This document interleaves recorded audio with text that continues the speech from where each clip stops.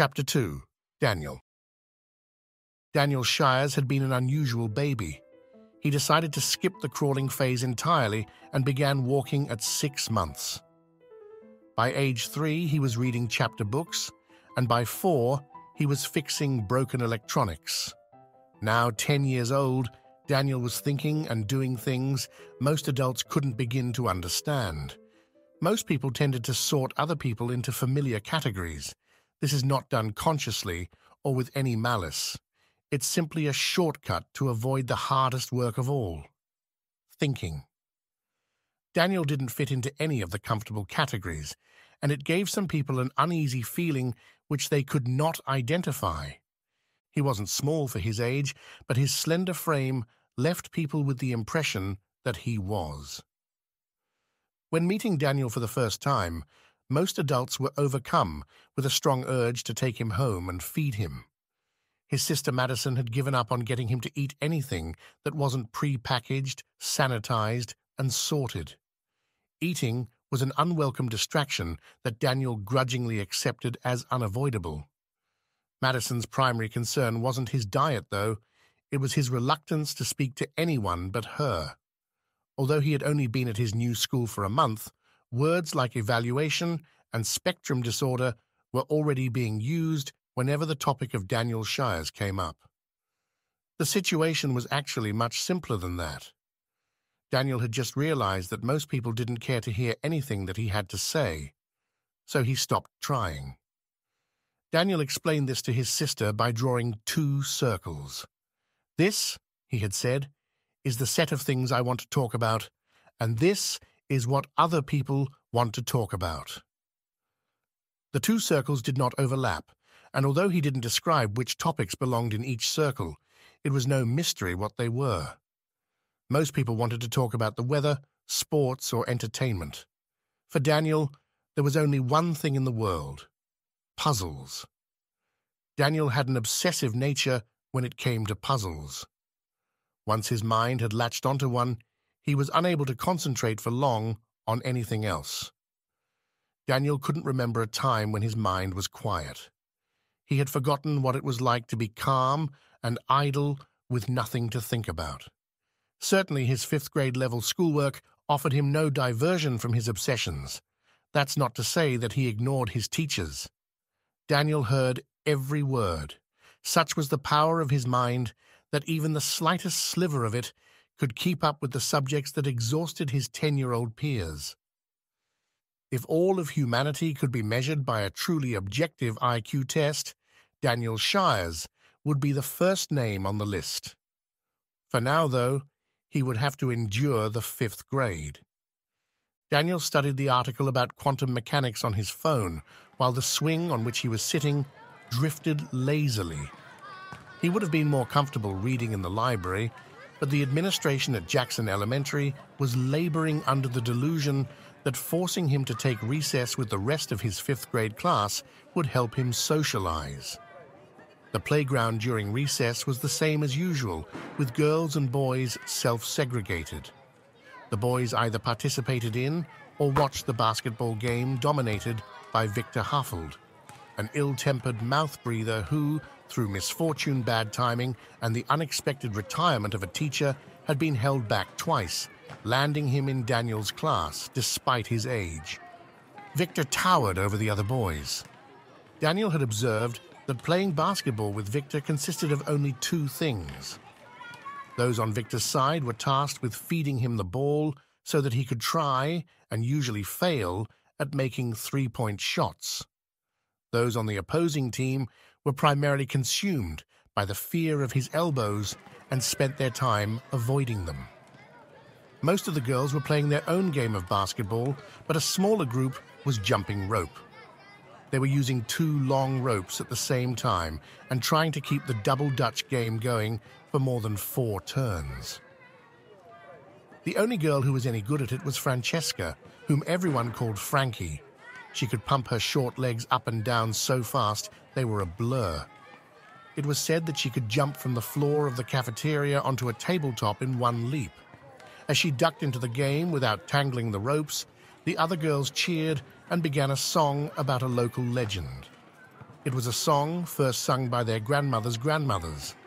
Dark, dark places far away. Those are where it goes to play. Heed the warning. Stay away. Fear the tree or rue the day. Storm clouds gather. Soon be leaving. Children climbing. Mothers grieving. On a sunny, sunny day. Touch the trunk and run away. But beware, a stormy day. That's when it takes you away. Stand beneath it if you care to, but say bye before you dare to. Just wait for a storm and then you'll be never seen again. As a newcomer to the area, Daniel would have been interested in the legend of the wandering tree had he been close enough to hear any of it. The school's principal, Miss Donahue, stepped onto the playground and called in her usual friendly tone, "Francesca, your mother is on the phone." Frankie finished the last stanza, crouched, and leapt to the side between the two ropes. She cartwheeled twice before coming to a stop in front of Miss Donahue, who uncharacteristically didn't smile at the display. Frankie shrugged it off and giggled with pride anyway as she followed the principal into the building. The basketball struck Daniel in the back of his head. His glasses shot forward and landed in the grass just in front of the dirt patch under his swing. He ignored the ball, which had rolled to a stop behind him, and instead dismounted the swing to recover his glasses. As he knelt to retrieve them, a $5 bill, recently lost to the wind, wafted past, swirled, and landed on his glasses.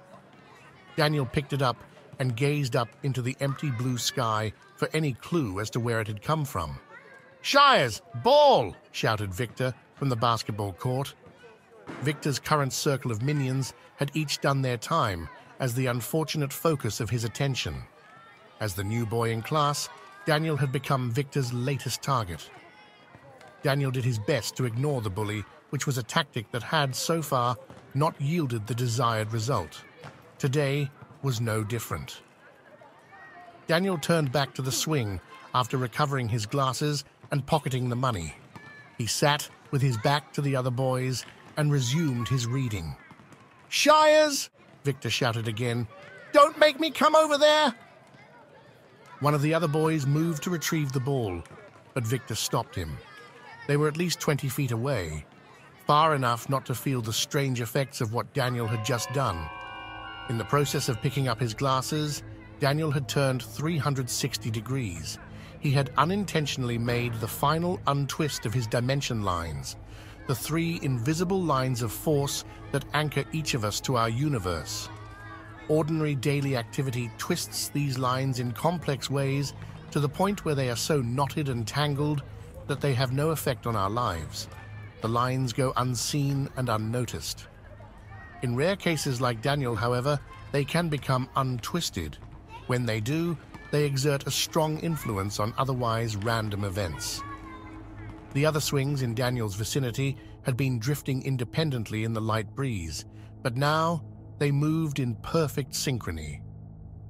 As Daniel absent-mindedly moved his swing back and forth in tiny motions, the neighboring swings mirrored his movements as if connected by an invisible tether.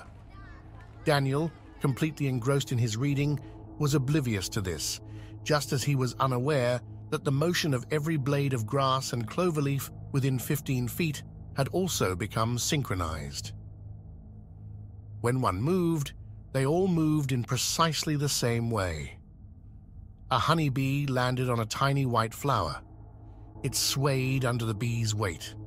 As it did so, all the similar flowers in Daniel's circle of influence dipped in response. This reduction of randomness wasn't the only strange symptom of the untwisting of his lines. It was also about to have a powerful effect on the psychology of the boys approaching him from behind. As the group led by Victor grew closer, they began to feel a strange reverence toward Daniel, which none of them had ever felt before. It was as if Daniel was suddenly someone famous, and they were all very fortunate to be in his presence. They all felt it, but none was more affected than Victor. By virtue of being 2 years older, his lines were correspondingly more twisted. Victor felt the effect just as he was about to kick the basketball into Daniel's back as punishment for daring to ignore him. Victor drew his foot back, but stopped. His confused expression gave way to a broad smile. He slowly returned his foot to the ground and picked up the ball. With a rush of enthusiasm, he ran around the swing to address Daniel. "Hey, Daniel," he said with excitement. Victor had never called him anything but Shires in the past, so this new turn of events intrigued Daniel. He looked up from his phone. The sight of Victor smiling startled him. Victor offered Daniel the ball. "Here, I brought this over for you," he said cheerfully. "You want to play? One of these guys can sit out." He gestured to the other boys, who were all wide-eyed at this display of civility. The ordinarily disagreeable Victor had transformed into something approaching a human being. He was being pleasant. Before Daniel could reply, a commotion behind Victor caught Daniel's eye. At the edge of the grass-carpeted playground stood dozens of oak trees of various ages. The scores of squirrels that inhabited these trees knew better than to get within a stone's throw of the children. But as soon as Daniel untwisted his lines, they stopped doing whatever they were doing, stopped eating whatever they were eating, stopped chasing whatever they were chasing, and turned to look at Daniel. What caught Daniel's attention was the sight of 40 squirrels running in his direction. Victor was so transfixed by the spell of Daniel's untwisted lines that he didn't even turn to see them as they swarmed the swing set and the two startled boys. A pair of squirrels climbed up Victor's legs and didn't stop until they were on his shoulders, where they chased each other around his neck, sharp claws perilously close to bare skin. Daniel fared worse, and soon he was completely covered with squirrels opening and inspecting every pocket. One tried to get the phone from Daniel's hands, but the device was too slippery for its claws. Another pulled Daniel's glasses away and got several paces away before abandoning his cumbersome prize. It was over as quickly as it started. The squirrels retreated to the trees, still fighting over the coins and other prizes from Victor's clothing. Daniel was still seated on the swing, and so retained most of the contents of his pockets, but Victor, the spell finally broken by the attack, checked his own pockets and came up empty. The small army of thieves had stolen everything. "What the hell was that?" said Victor, half accusing and half disbelieving. Daniel was just as baffled by it as Victor, but before he could reply, the bell rang. The other boys ran for the door, followed more slowly by Victor, who repeatedly glanced back at Daniel. With each glance, Victor looked more and more confused as he got farther and farther away from Daniel and the effects of his untwisted lines. Daniel retrieved his glasses again. As he did, he unintentionally completed a full circle and broke the strange spell. He walked slowly toward the door while making a blog entry on his phone to document the strange event. When Daniel got to the open doorway, he realized he was alone on the playground, except for a girl crouched beside the door. A tangle of long dark hair obscured her face, but he recognized her. It was Frankie. She was a year younger than Daniel, so he didn't know her well. She was sobbing quietly as tiny arms hugged tiny knees. Daniel had been about to close the door. "Are you all right, Frankie? Are you coming inside?" he asked softly. She didn't respond. "I'll just leave this open then," said Daniel, and let go of the door handle. He nearly bumped into Miss Donahue as he turned. "Don't worry about Francesca, Daniel," she said softly. "I'll take care of her. You go on to class." He nodded and strode off toward his homeroom. Once seated in his desk at the back of the room, Daniel distracted himself from the boredom of state capitals by spell-checking his new blog article. The odd incident out in the playground confounded him. Nothing he knew about physics could explain either Victor's behavior or the squirrel attack. "Daniel!" Mrs. Livingston shouted. Daniel paused his work and looked up from his phone. Mrs. Livingston's pinched face scowled down at him. He mentally mapped out the possible reasons for this latest confrontation, as well as his various options for resolution, maximizing progress toward his long-term goals. "Phone?" she demanded and held out her open palm. He hesitated. "Come on, you know the rules," she said impatiently. Daniel relented and handed her the phone. She relaxed and returned to her desk. "You can get it back at the end of class." The desk drawer, cluttered with broken pens and sticky wrappers of long-gone contraband, squeaked open. Daniel gasped as she dropped it in without a thought for the fragile screen. Before she could resume the lecture, a sing-song voice announced, "He's got another one." She looked up to see Daniel's head down, concentrating on another unseen phone in his lap. It was the first of 2 backup phones he kept for such situations. She scowled again. "Daniel, so help me. I'm not coming back there again. Bring it here. Now, please." Daniel stood and slowly approached her desk, taking painfully short steps. "We'll be discussing this after school with Principal Donahue and your—" She stopped short of saying "mother" and awkwardly added "sister" instead. When he was within the last few feet of her desk, Daniel held out the phone with its screen facing the floor. No one noticed his finger, curled around the edge of the device, or the icon it was about to tap. His finger flexed and closed the last millimeter of distance from the large red hexagon of the app he had created the day before. Fire alarms in every room in the school began to howl. All eyes darted to the door, and several students rose. Daniel pocketed his phone and used the distraction to move to the other side of Mrs. Livingston's desk. He crouched out of sight and waited. "Single file, and no running this time," Mrs. Livingston shouted above the noise. She waited until the last of the students had filed out before following them, still barking orders. Daniel peered around the desk at the empty room. He finished his article, retrieved his primary phone from the drawer, and strolled out of the building to find his class. Outside the principal's office, Daniel waited with his sister Madison. She was slender and barely 5 feet tall with short pink hair. As usual, she was wearing hobnail boots and brown overalls. Her leather aviator helmet was in her lap, and she struggled for enough self-control to keep it there. She had to look parental for at least a few more minutes. The small waiting room had 2 benches that faced each other like a cafe booth without a table. Unlike restaurant booths, these oak benches had no cushions, which gave the situation a more church-like feel. Madison suspected that was on purpose. She studied the mother and child facing them from the opposite pew. The mother looked tired, and the girl was leaning against her. She was rolled up into a tight ball, hugging her legs and hiding her face. In one hand, she held a blue nylon dog leash. It was connected to a matching blue collar with silver tags. Daniel was busy with his phone, and Madison knew better than to try and distract him with small talk. "What kind of dog do you have?" she asked cheerfully. Frankie didn't respond, but began rocking back and forth. "She was a yellow Labrador," said Frankie's mum softly. "We lost her today."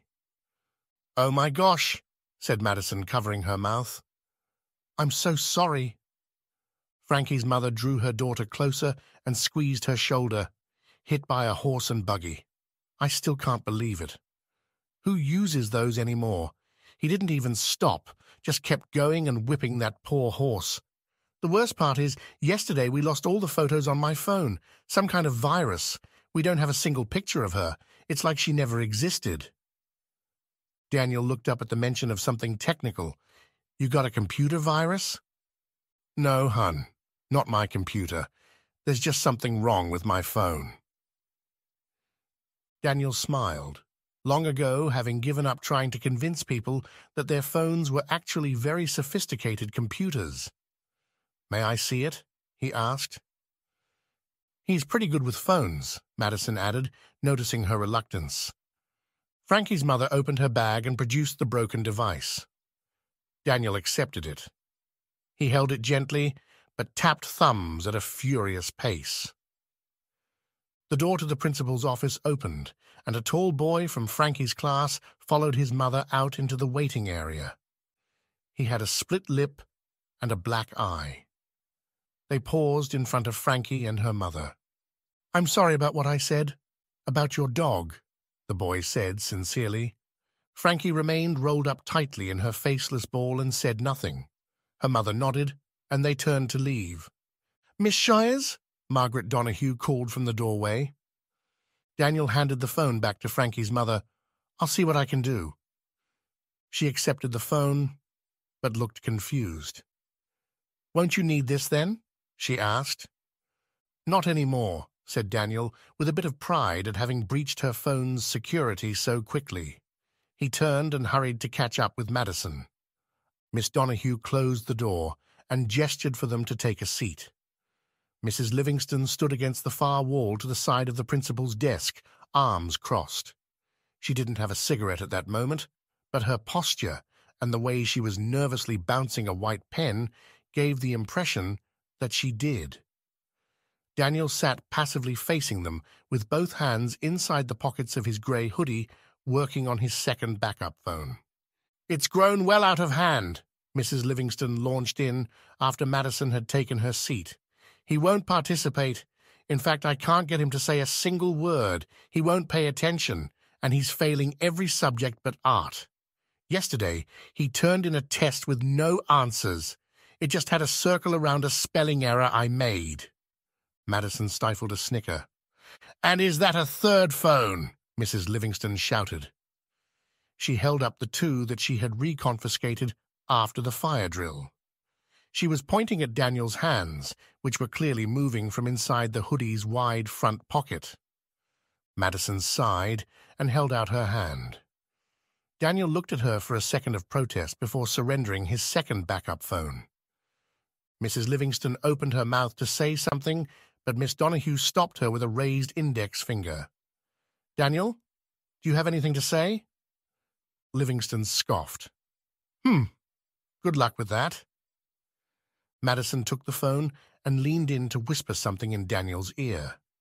He looked up at Miss Donahue and swallowed hard.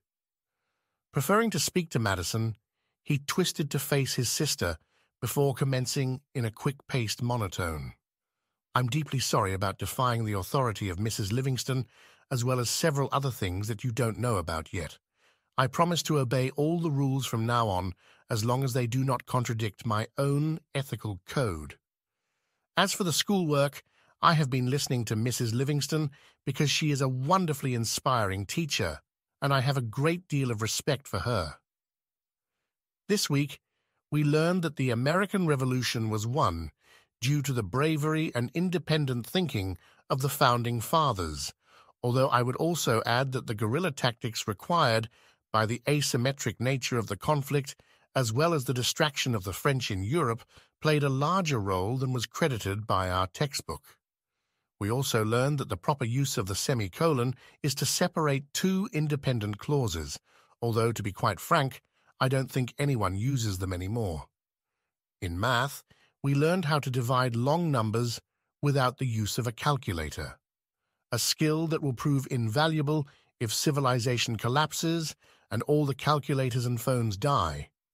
But we still need to do some accounting while we starve. I can't wait to see what we learn next week." Daniel said this all without a hint of sarcasm. He turned back to face them, impassive once again. Donahue and Livingston were too stunned to speak. Madison patted her palms on her lap and stood. "See? No need for a snubber. He's sorry, and the educational system's running like a brassy ticker. Don't worry, I'll give him beans when we get home." So she stood and put on her aviator's cap. "If there's nothing more that you need from us." Daniel stood and followed Madison as she headed for the door. After they had left, Mrs. Livingston recovered enough to ask, how did she do that? How did she get him to talk?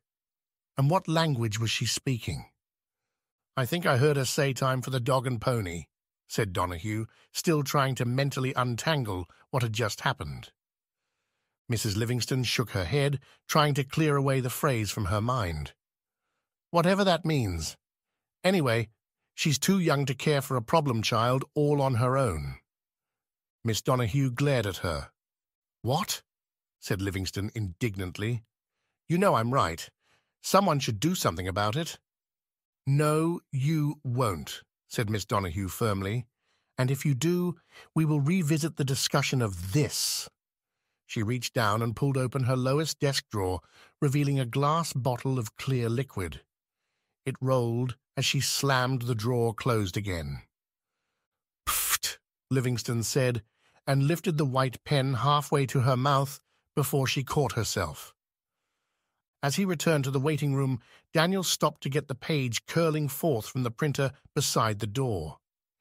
He approached Frankie and handed her the paper. Frankie's mother whispered in her ear, and she looked up.